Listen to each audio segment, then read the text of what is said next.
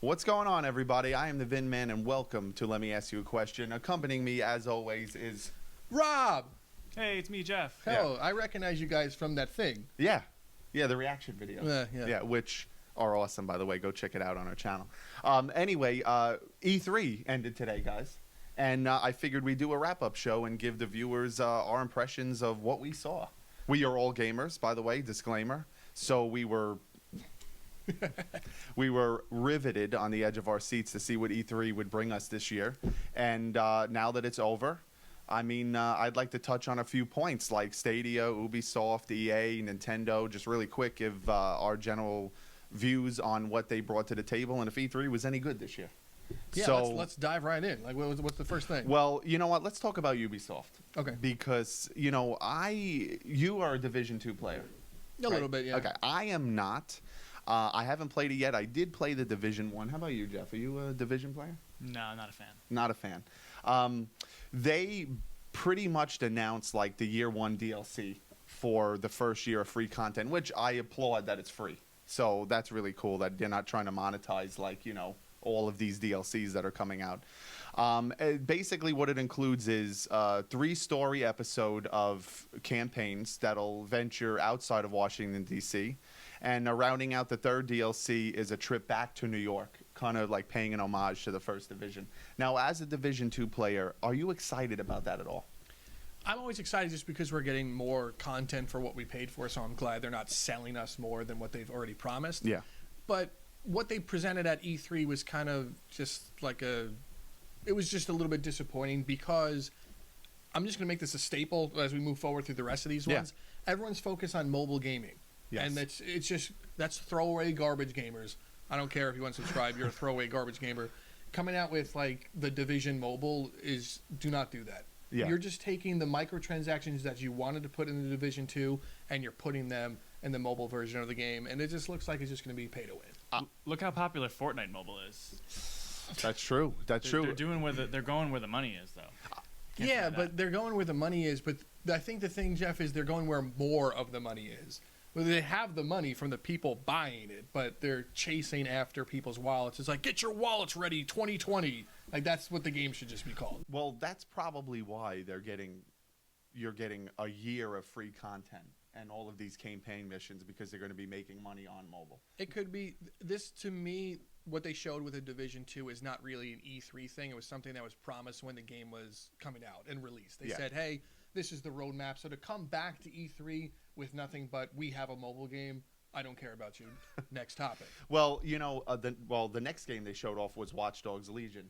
Still don't care about that. Well, do you remember the scandal when Watch Dogs 1 first came out where the E3 footage was all CG or whatever, and it wasn't actual in-game, but they said it was, and it was nothing like it? Well, I think that's what we got with E3 2019 is, does anyone really remember any game trailers? Did anyone see gameplay of almost anything we watched? Wasn't it all just like teaser trailers? Other than Watch Dogs Legion, I think that was actual. You saw actual gameplay.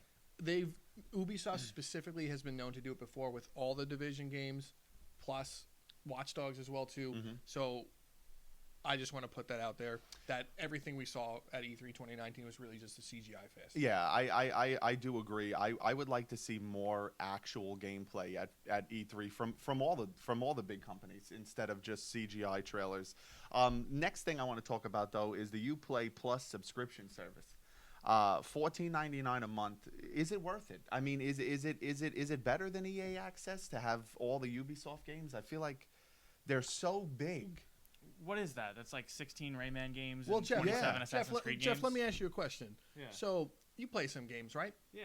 Cool. I try. So when you buy the game, you buy it once and then you like playing it, right? Yeah, I usually just digital download it. I own it So forever. stop adding subscriptions for me to play my games, right? It was one thing to come from, Steam, thank God, is still free, but now the Epic Game Store is trying things. And now the same thing with Xbox in this current generation to PlayStation. They're doing the same things. They're charging you to play games. Ubisoft just showed up at the conference, and they're like, I guess we have something to show. We're going to show this. Honestly, they shouldn't have even been there. So I think we put enough time and money into Ubisoft right now. Let's move on. So EA, everybody's talking about this Star Wars Jedi Fallen Order. I got to be honest with you. I'm going to say it straight up. It looks like a game out of 2011. Out of 2011, really? Yeah, I'm not impressed with it at all. And one of the things that really turned me off about it was the hack and slash kind of like combat that they had. I felt like when he walked up to the robot with the lightsaber and it was hitting him, the robot's just like, and then it's dead. And then he moved on to the next one. Now, I understand that there was some cool stuff with the Force and pulling the guy to him and dodging, freezing time and dodging. That is all very cool. But for some reason, the gameplay I saw did not grab me. Did it grab you? Well, Jeff, you like a lot of single player games more than multiplayer, right? Mm-hmm. So, and you're a Star Wars guy too, right? Not Not anymore. Well, so while watching this one, other than Uncharted, because you could definitely see Uncharted in the forefront, the latest edition of God of War that we got was delicious. It was great, but it was to show you what single player can become as well too. And EA were the biggest people to say no single player games. Yes. So the fact that they are putting their literal money where their mouth is, I'm just a little bit afraid because they were so against it. So it seems like there's some conspiracy here, but it seems like they're trying to chase after what God of War put. And as far as the game looks pretty linear, like how God of War was a little open world linear. Jeff, do you think that's going to be a good idea for the Star Wars game?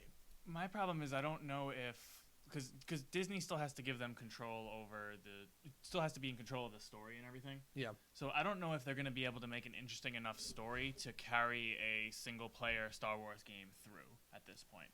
I'm not really worried about the content and the heart of the story. I'm worried about it being super linear and combat from 2011. If you're going to make a combat from 2011 super linear game, though, you need a good story to carry it through. I'm the type of person who can deal with like stick figures on a piece of paper if the storyline is good. Well, let me put it kind of like this. So some of my favorite games aren't really critically acclaimed. Like one of them being Shadow of War. I talk about it a lot to be Love obnoxious. Shadow of War. But that game was it was like a hack and slash, but it had some other cool elements. While watching this one, it seemed that they gave player choice in a game. I've spoken about this before, especially in combat. When you give player choice, like, hey, someone's going to shoot a laser beam at me, and I could freeze time and force pull him in front of it, then restore time, and he gets hit by it. That was awesome. Yeah, or I levitate the lightsaber in the air and I push him into it. That type of creativity in your combat, to me, your gameplay loop is so large. It's like the difference between the moon and the sun. Yeah. Where a regular shooter is the moon, and the sun is so vast. And that's what it seemed like when I was looking at the gameplay. I felt like when he threw the lightsaber and it spun and hit the robot, like nothing broke off of the robot. Nothing. It was just like a hit and it went back.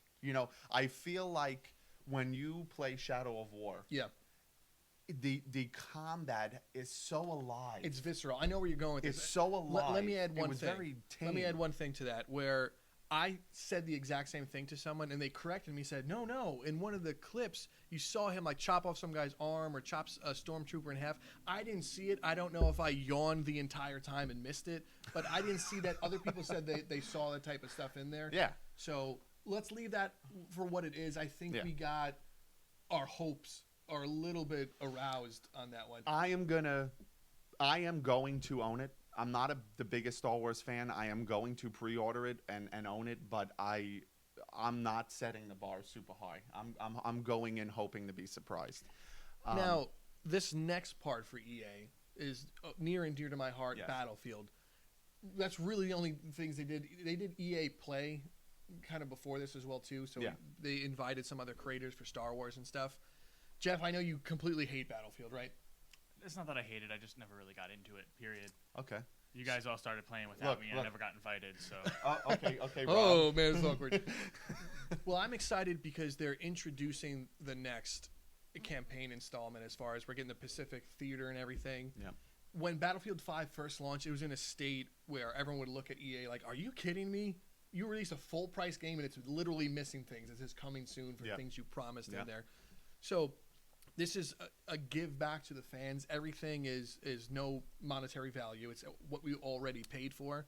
I do want to give them a wag of my finger because you already did this at EA well, I'm sorry, at E3 2018 and 17, we already saw this game and Yeah. stuff. So it's taking you too long to get there. And I hope what companies learn coming into EA 2019 with more of a positive reactions to what they did, understand what people want from games and gameplays and your trailers and stuff, and just fulfill those promises. Yeah. Don't show me Star Wars, don't show me Battlefield, and then miss the opportunity. Because now gamers' patience have run razor thin at this point. Yeah. Did you still taking into consideration realistic expectations from companies like this? Did you want to see more than just new multiplayer maps and the campaign and the focus on Japan and World War II From Battlefield? from E3? Did you want to see more from Battlefield 5? Are you okay with here's new multiplayer maps? This is the theme. I'm and going to a give campaign EA mission? the same lecture I just gave Ubisoft. This should not have been at E3. What are you doing? It's Yeah. like you panicked. You had nothing to bring to E3. Yep, and you're like, absolutely. oh, DICE, we didn't close down your studio yet, so you're coming with us and just show them what you got. Once again, you should not have been at E3 with that. That's nothing. Let's move on into Jeff's territory here. Yes. Let's go into the world of Nintendo. Big Red. Okay. Everyone's jaw dropped with a big announcement, so I'll let you guys take it from here. Well, Zelda Breath of the Wild too. Jeff, what'd you say about this upcoming Zelda? It's cool that it's the first console sequel since Majora's Mask. Yeah. Direct sequel to the game. I am hoping for a little bit more focused story. Yeah. I hope they don't reuse the same world, but if they do, make it be something where they hit something and a whole bunch of temples rise up, and now you gotta like go and do these more focused Zelda-like areas. I wish Breath of the Wild had more Zelda in it. Yes, I hope that's what they've taken from everything else, that people wanted more Zelda in Breath of the Wild. We might want some physical incarnation of evil, of Ganon or Ganondorf. All that trailer really did for me was tell me that they're working on the game. There was no gameplay. It was just a CG. We're in a cave. There's a scary skeleton. They were saying that the that world didn't really do anything for me. They were saying that the world was huge, Well, compared to the first one. My only concern, but there's the two best games, by popular opinion, Ocarina of Time to Majora's Mask. Like when Majora's Mask was being created and worked on, they told them they had 1 year to create a Zelda game. Mm-hmm. So Breath of the Wild was, 2 years ago at this point? Almost 3? I believe so, yeah. So it hasn't been that long. With respect to a Zelda game, it's usually one per console or go screw yourself. So the fact that this one's coming so soon, it almost seems like they're going to reuse assets, which I'm a little leery of. Like, I'm okay with that if it's like the same looking trees and environments and things like that, but not that type of reuse content. Like as like far as character models and stuff. character models, animations, specific parts of the world that you're like the Breath of the Wild was so cool because you're exploring everything for the first time, but it starts to lose its magic after that. I would be okay with that if they were doing it as an homage to Majora's Mask. Okay. Like I that can would be see funny if there was like a main enemy or a character that you recognize from Breath of the Wild, but they were completely different in this one. Well, we have a special treat for them, Jeff, right? So we're going to torture you for 1 full minute here. Jeff and I always had this amazing concept of almost like a steampunk or future steampunk Zelda game where Link is old, the Master Sword turns into this energy thing, Link's arm is either missing or turned into like a grappling hook, and that's his multi-tool that he uses. It takes place in something called Ganon City, and this thing like a futuristic cyber steampunk where Epona is actually like this like badass Mad Max style motorcycle that you could work on and upgrade. The different quote-unquote towers are like Ganon's vision that you need to blind. And I'll take a little bit from the Saboteur here, old game, but the Saboteur, everything was black and white. But if you beat a section, it kind of restored color. Yes. So it'd be kind of cool there where you're finding your grappling hook and you take shelter and stuff on the tops of buildings and stuff, and you're working to restore the city away from Ganon's grasp. But a futuristic Zelda like that, Now And with your, Zelda, your cyber arm too would turn into the different items. So you go to a dungeon, right? Solve the dungeon, get to where you get the weapon, and you would just put your arm in there, and it would give you the ability to now have a hookshot on your arm or a bow and arrow on your arm or whatever it is. Incredible. because I know people loved climbing to Breath of the Wild. You can enhance the climbing by giving Link a grappling hook. He's going to be like a grown-ass man now, so imagine he's got that white hair and stuff. He's got like a bristled beard. Yes. He clearly already lost a fight, but maybe he could also not have the Triforce yet, and that could be part of the story as well, too. I want to see it. That's our minute rant on something like that, though. I just want to put that out there. Yeah. But we're all gonna buy Breath of the Wild 2 no matter what, right? Duh, I have a Switch. Yeah. Okay. Another quick thing: Banjo-Kazooie and Smash. That's cool. I don't That's care. really cool. I do not care about that. I'll let Jeff talk about that one.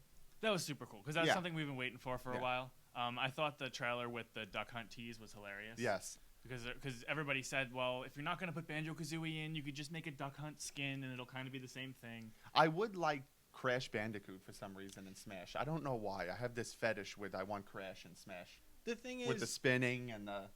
I don't want to rant and complain because everyone just expects that of me. But this current Smash has something weird in its formula that's alienating people, or it's grabbing too much of a casual audience, which I know is what they went for this one. I am the casual audience. I know, but that hurts. Like Jeff and I, we loved Smash 4. I know it wasn't really the best one, but there was something missing in it. They added some weird buffer and stuff. And the new meta of that game, to play at high level, it's just this constant spamming of neutral airs and stuff. I don't care what character you put on there. Make the gameplay better. Like change the skill ceiling where it's not just spamming the same obnoxious movements to do this stuff. Whatever character you put in there, I don't care if you put in the Twizzler monster or the Flying Spaghetti monster, just fix the main core. The next thing from Nintendo, which is I don't know why, guys, this is... I'm going to be honest with you. I have a weird obsession, and I literally couldn't wait for this announcement. Luigi's Mansion 3. Hey, look, it's cool. It looks I am Goo so Luigi looks cool. excited about it. I've never owned any other Nintendo console, but I did play GameCube, obviously the original Nintendo. My friend had Nintendo 64, so I had access to these things. And I remember playing Luigi's Mansion. I believe it was on the GameCube. Yeah. And I don't know what it was, but I got like enamored by it. I love going around just sucking things up and hitting the ghosts. And when I saw it on the Switch, I was super excited. I mean, what are you guys' thoughts? The creativity of Luigi's Mansion is cool. I really like when Nintendo does first-party things. Yes. I don't like when they do first-party things with a gimmick. Like, oh, the Joy-Cons can be wrapped around your neck and you could throw it over the banister. That's dumb. The whatever they're doing with their Labo, they tried VR and failed, but I'm all for a first-party real game. To get that game. I will say, we were talking about before how people aren't bringing their gameplay to the table. Nintendo brought gameplay to the table. Everything. This, Thank honestly, you, Nintendo. I'm going to say this. I know we have Microsoft coming up in just a couple of minutes, but Nintendo and Microsoft were the only one with business in E3. Everyone else was just like, oh my God, it's that time of year again. Quick, put together a CG trailer. That was the thing. There's But- no reason, like, just have everybody in June release their, like, do like the press conferences like Nintendo Uh-huh. does. Like, the whole E3 thing is getting stupid at this point. How do you feel, last thing about Nintendo, how do you feel about them bringing mobile games to the console? Hold on, not last thing about Nintendo. Animal Crossing. Oh, Animal Hello? Crossing. That's true. Animal Crossing did seem very interesting. They showed gameplay. Yes, I'm they excited. did. They did. I never really got into it. You know, I thought it was fun. The thing is, Nintendo is a pure, right? So they don't want to work their people to death, and they said publicly that they had to delay the game because they don't want to work their employees to Yeah, death. yeah. They don't want to be a rock star. They don't want to do that type Yeah. of stuff. They don't want to do what Epic's doing with Fortnite is. They want to give things grace when they come out and give the respect to players and respect to their employees, which I think is fantastic. Yeah, no, I love Nintendo, and that's why I invest in their company. I try to buy as many Switch games as I can now because I just really am a huge fan of the brand ever since the Switch. Well, let's move on to Microsoft, the big company. I think, Can I be honest with you Yeah. and say I don't care about anything that Microsoft's about to put out? And if given the horns to me right now, I would totally skip this whole thing. Well, But go ahead, talk about Microsoft. No. We don't have to. I only have a couple of things that I wanna touch base on. Project Scarlet, next console, holiday 2020, 4 times more powerful than an Xbox One X. I think that they said it's going to support 8K. Look, let me say one thing. That is going to be a beast. I'm not a Microsoft fan, but Let me say one what's your thing, thoughts? though. I don't understand Microsoft is because their whole major community for gaming is PC gaming. Microsoft is the father of that. They're in there. Yeah. So what you're doing is you're just making worse versions of your PC games on Xbox, and you're just creating another wedge or divide in the gaming community when all you need to do is say, hey, let's do multi-platform with all the companies. I know Sony's very guilty of that, but we don't need the Scarlett Johansson 2020. It just needs to be you make PC games and just make them accessible. They're just releasing all their games on PC anyway, so Exactly, as someone that's who what I has a don't get. gaming PC, it doesn't. The Xbox One is a completely pointless system to me. Well, I'm not a computer gamer. I'm not a PC gamer at all, and I am a console gamer. I have been being teased over to stuff like streaming, and the promise of game streaming, which we'll get into in a minute, which X Cloud service can do. They basically turn your Xbox into a server, and you could play it on any screen, that you want. I do think that is cool, like having my phone propped up and I'm using the Xbox controller if I were to buy it. But I feel like they just needed to get something out to go against Google Stadia and other things like that are getting, Look, I think the meat and potatoes of Microsoft was Halo, right? Yeah. We can hide behind that horrendous new Gears of Mobile thing. I hate Gears whatever of War. that was. Jeff, I'm going to give something to you in a second, but everyone really cares about Halo Infinite for the most part. If you're going to have an Xbox or something, people are going to care about Halo. They do care about that? I don't. I'm don't extremely against Halo. Never liked Halo. Okay. Halo Infinite launch with Scarlet. I loved Halo back in the day. Like, Halo 2 was my game. That was like my Xbox Live multiplayer game that I played forever. Jeff, when you were playing Halo, I was playing Battlefield 1942. Well, so was I.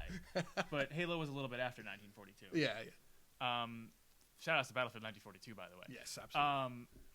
But ever since like Halo 4 and all the stuff that happened after that, there has not been a single Xbox One game that made me say, man, I wish I had my Xbox One. Absolutely. Like, I understand that people are into the first-party games that Xbox One has. I can't think of any right now besides Halo, but they are there. Scalebound? Yeah, like that looks cool, but Cancel. What a shame. Look, the only thing that people care about from Microsoft, their whole presentation, was Keanu Reeves. I'm just going to put it out there. John Wick in Cyberpunk 2077. Yeah, Beautiful choice. But look, Jeff put it perfectly. Jeff, how do you feel about Cyberpunk? it's gonna be bad. Oh, come on. I'm sorry. On. It's gonna be bad. It's going to be incredible. But Vin, No loading screens. but there were so many red flags from it. One, do you remember watching any gameplay from what they showed? No, they fell through that same trap of no gameplay. Yeah, well, that's the problem. You don't go to E3 with no gameplay. Like, where's YouTube if you don't have gameplay? Just Yeah, do but something. Getting Keanu Reeves for the game makes me worried about the game. Thank you. Actually, wait a Because they're second. like, let's put the big name on it, because Yep. No. I love Keanu Reeves. Wait a second. We might be telling the viewers some incorrect information. What if Keanu Reeves, when you saw him with that metal arm, what if that was in-game footage? I have a question. I'm sorry. This is going to come out of sheer ignorance. Is this not available on PlayStation? It is. Okay, because if it wasn't, they're screwed. Yeah. No, it is. Okay. And Stadia. Yeah. No, not Stadia. Is it on Stadia? I don't know if it's on Stadia. I know Xbox and PS4 though, definitely. But I And think PC. Maybe I think Stadia. Jeff's a little bit right to be concerned with this. If he's wrong, he's wrong, and then we can laugh at Jeff in the next video. But I called Anthem from the very first press conference that they showed, with the first trailer. I was like, this is boring. This is going to be terrible. Yeah, but I feel like CD Projekt Red is going to bring a lot more to the table than. Honestly, if it's good, then awesome. I'll buy it. I'll Cool. play it. Fantastic. But it's going to be bad. I said it now. I'm definitely You pre-ordering can it. make fun of me later. I'm a Cyberpunk man, and I'm going to prove both of you wrong. Anyway, does anybody have anything they want to say about Bethesda? Battle Royale coming to Fallout 76. look, Bethesda doesn't deserve attention, realistically. You had Fallout 76, and you came right out and said, oopsies, like we knew it was going to be bad. Then you should have apologized and offered certain things, but don't say we knew it was going to be bad, here's a Battle Royale to make it worse. You say, hey, we knew it was going to be bad, and thank you for our community that stuck around. We're sorry we gave you nylon bags instead of canvas, but here's what we're fixing. Here's the gameplay. Here's the roadmap. That's what Battlefield did, and that's why it's back in good graces. Fallout did not do that. They said, here's a Battle Royale mode. Yeah, they're just trying to capitalize They on did the- say one big on thing, that. though. They said that NPCs will be returning to that world soon in a future update, which is great, which is what it needed. But effort is in the wrong direction Yeah. with a Battle Royale. Yeah, absolutely. They're just trying to cash in on the popularity of Apex Legends, Fortnite, and everybody else doing the Battle Royale thing. And I think that and NPCs got the loudest applause, which was hysterical. So, how about Wolfenstein Youngblood? Huge Wolfenstein player here. I'm excited to play as his daughters. I do think, though, really quick, I do think that even though I'm a Doom fan and Doom Eternal looks good, I feel like Doom Eternal and Wolfenstein are the same game, just rebranded with different enemies. And different enemies. I really do, but I am excited for both, and we'll be pre-ordering it both. What about you? I'm a big fan of the Wolfenstein universe. I like the alternate reality that they put that game in. Mm-hmm. Wolfenstein 2, the gameplay fell very, very short, so I had to kind of throw the game on easy mode and rush through it just to kind of get the story. Yeah. So I'll definitely play Youngblood. I can't say that I'm doing backflips over it, but I'll probably grab it on Steam sale and run through it. Especially because Wolfenstein 2 had some of those crazy story moments that everybody was like, you need to play this game and see what happens here. Yeah. And so I did wait a little bit and then get it on sale and play it. But I just think games like Wolfenstein and Doom have been done better. Like, their gameplay has been done better by Destiny, Battlefield, Call of Duty, that they don't stand out for me. Like, yeah, you're killing demons and stuff in Doom, but you can do that much more fun in, like, Diablo. Wolfenstein it's comical, but it's slightly comical. They have some weird stuff, but their stage was stolen by when Borderlands came out. But let's talk about a big powerhouse. Let's talk about Square Enix. Yes. Let me just say, Enix. before I get to the meat and potatoes of it, let me just throw out that the Avengers game I am super excited for. I love the direction they went in with kind of doing their own take. I don't need necessarily Chris Evans, Robert Downey Jr. to be in the game. I like how they have their own characters and their own story that we haven't seen yet.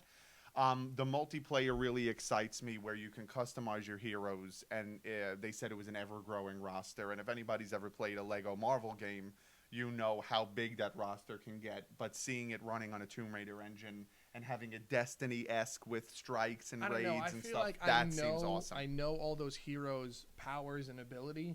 So in a game like that, we're like, make your own. Now you're not even making your own hero. You're playing Customizing your hero. But you already know that, like, ion cannon and spider web and stuff. So you know the heroes can do that. What are you going to customize? Green spider web. Well, a lot of Spider-Man shaped like Skull. No, well, actually, IGN said that IGN has zero credibility. Well, they said that the skill tree. We have zero credibility. Yeah. Exactly. Well, so we're like IGN. They played Avengers on the floor at E3, and they said that the skill tree was pretty extensive to upgrade. Cosmetics were very extensive to upgrade. Well, look, I just want to say this one thing. And there's also just aesthetics. I want to say this one thing. And cosmetics also have in-game bonuses. Like, this chest will give you this boost. So you wear. Vin, we all know that I went to E3 in my dreams, and that game was bad. I think it's going to be incredible. Super excited, too. It's coming to Stadia, so that's awesome. Is it Spider-Man PS4 but with Avengers characters? Yeah, pretty much, but I'm just glad to play see. Yeah, I'm glad to see Marvel getting into this space. DC owned this space for too long with Batman games and Injustices, and DC movies suck and their games are great. Marvel movies are amazing and their games sucked. And now that they're coming into X-Men game for Super Nintendo was pretty good. that was okay, but what I'm saying is that for the most part, anything with the word Marvel on it, other than Ultimate Alliance and the Lego games, sucked. So I'm glad that they're in this field now. They're coming in with a developer like Square Enix running it on an engine that was proven amazing with all of the Tomb Raider games as far as graphically and what it can do and lighting and everything.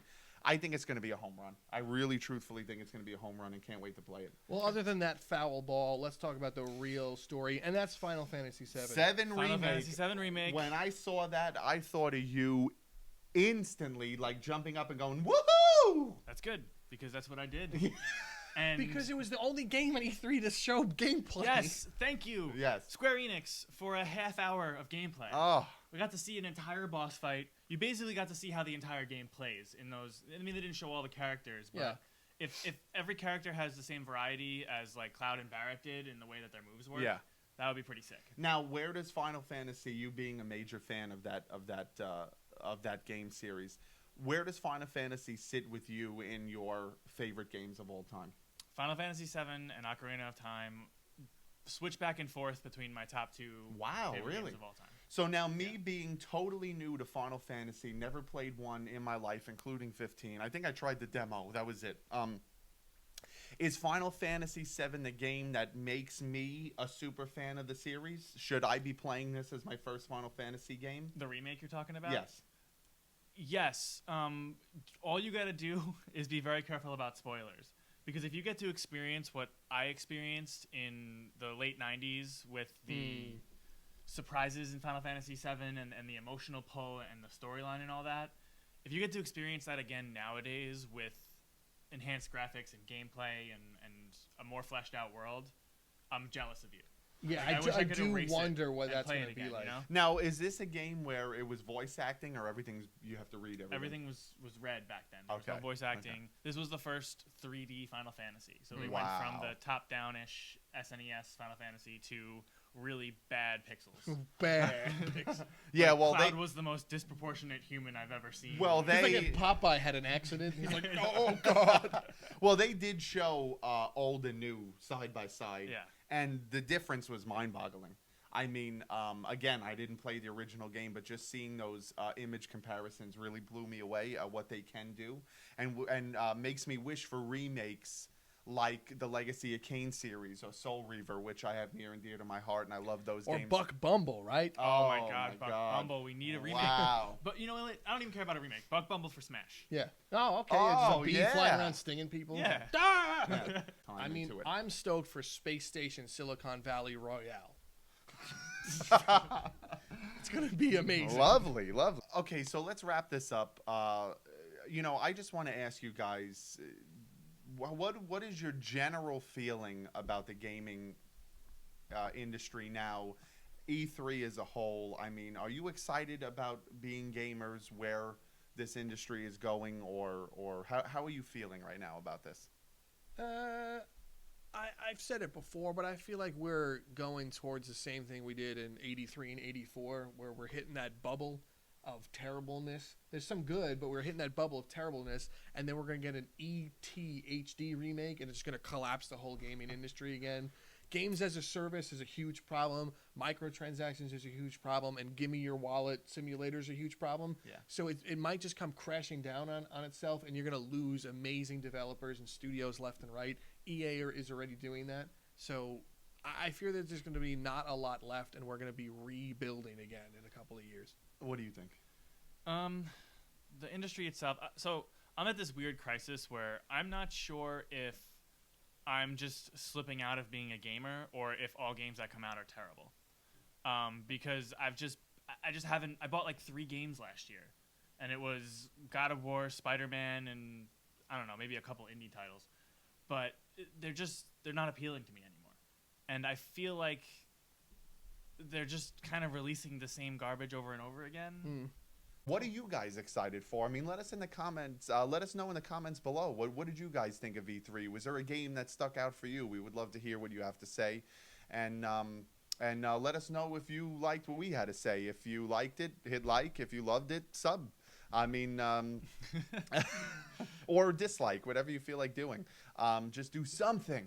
And if you guys made it through the whole video, thank you. Yes, my God, thank you very much. Well, this was our thoughts on E3. I'm the Vin Man, and I am out, and we will see you in the next video. Take care, everybody.